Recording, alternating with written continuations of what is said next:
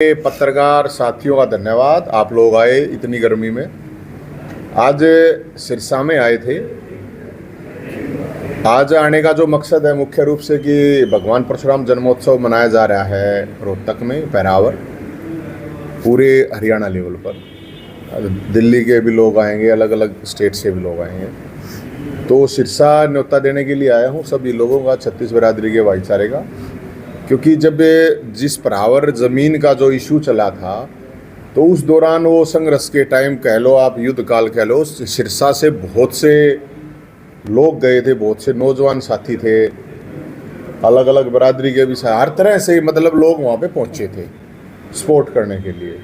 तो वो ज़मीन क्योंकि अब सरकार ने रिलीज़ कर दी है और अब जो ज़मीन है वो संस्था के नाम है, तो उसी ज़मीन पे भगवान परशुराम जन्मोत्सव मनाया गया 19 तारीख को। और उस दिन ये भी निर्णय हो, क्योंकि सब लोगों को बुलाया गया है, तो पूरे देश की सबसे बड़ी 121 फीट की भगवान परशुराम की प्रतिमा है, मूर्ति है, जो उसके ऊपर भी चर्चा होगी कि भाई, क्योंकि मैं काफ़ी लोगों ने कहा है तो वो लोगों के सामने ही रखी जाएगी ये भी कि भाई उसकी नींव रखी जाए।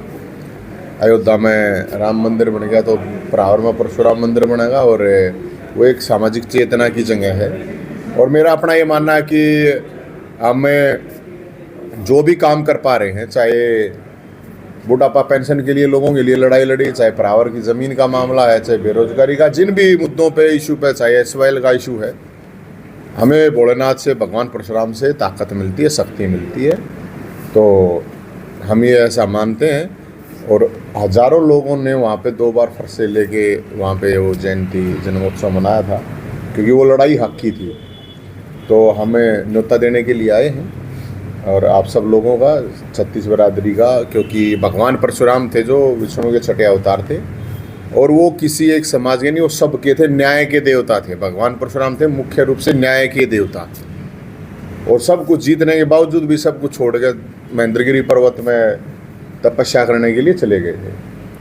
तो हमें पूरे हरियाणा में लोगों को न्योते दे रहे हैं, और मुख्य रूप से हमारा जो मकसद है वहाँ पे लोगों को बुलाने का, साफ सुथरे लोग, संघर्षशील लोग, किसी भी बिरादरी के हों, उनको विशेष रूप से मान सम्मान दिया जाएगा। और जो लोग उस लड़ाई में शामिल थे उसमें पूरा मान सम्मान, देसी घी का भंडारा है, सारा भाईचारा वहाँ पे इकट्ठा होगा।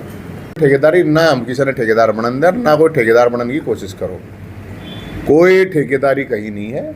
ये कोई होकर 1000 सभा बन रही है, कोई होकर खड़ा हो कि मौका दे किसा कौन ठेकेदार अभी बिरादरी का बात है। जो संघर्ष का टाइम है, समाज का लड़ाई का टाइम है, हम तो सिर्फ उस टाइम पे जो लोग दिखे हैं उन्हीं की बात माननी चाहिए। और मेरा अपना ये मानना है कि किसी भी समाज को इस तरह के, समाज को कम से कम ठागना बेचना चाहिए पॉलिटिकल पार्टी का।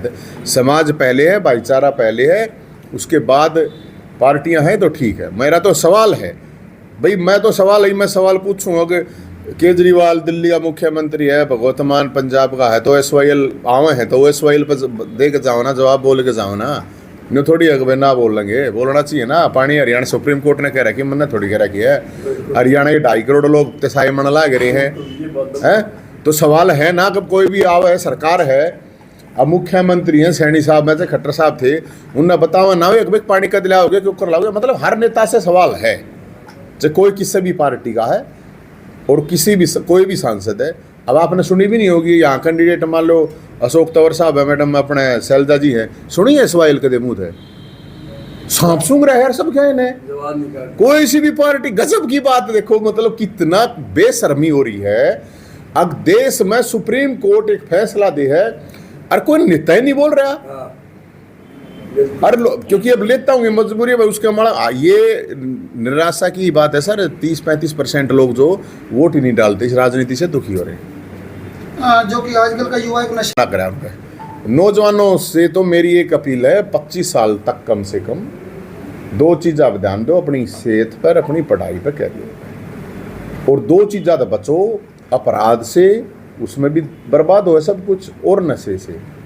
अगर आपको नौकरी नहीं मिलेगी कोई बात नहीं, आप जीवन जी लोगे, आपकी शादी नहीं होगी, यही तो उसका है, तो भी जी लोगे। लेकिन अगर आप नशा करोगे, अपराध करोगे, तो आप तो वैसे ही ख़त्म हो जाओगे, परिवार को भी ख़त्म करोगे। तो उन भाइयों दादा मेरी हाथ जोड़ गए, ये रिक्वेस्ट है और चाहे कुछ करो चाहे ना करो, और जो भी बालक इस तरह कर रहे हैं जो नशेड़ी हो भी जहाँ हैं, तो मैं तो समाज से भी ये कहता हूँ कि उनसे गलती हुई है तो उनसे गलती हुई उसको सुधारने की कोशिश करनी चाहिए। उनको ठट्ठा जेल में डालने का कोई फ़ायदा नहीं है, समझाया जा सके। नवीन जी